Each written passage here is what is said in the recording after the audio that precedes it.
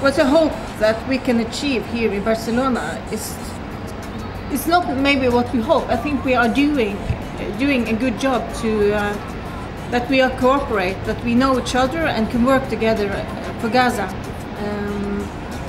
And I see it gives more strength to the municipality in Tromsø, and also to all the work we do, that we also have friends in other places, all of in Europe, that can work together with us.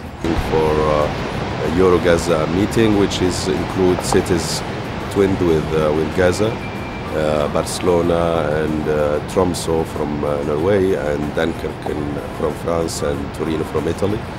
Actually, I'm very proud and happy about this relation that we have together.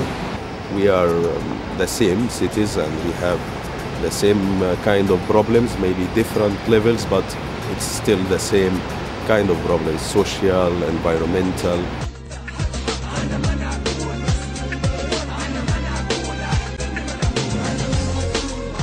The people under a big pressure, they are under such kind of situation that you are not controlling anything. You are not allowed to travel, you don't have materials to make reconstructions, so you don't have many options there. Even if you wanted to have better education, if you are ill and you wanted to be treated outside, then it's not possible to travel. Maybe you die before even you reach your destination.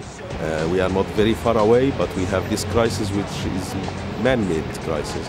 It's not crisis because of a disaster or natural disaster or something happened for Gaza. It's just somebody decided to make this crisis.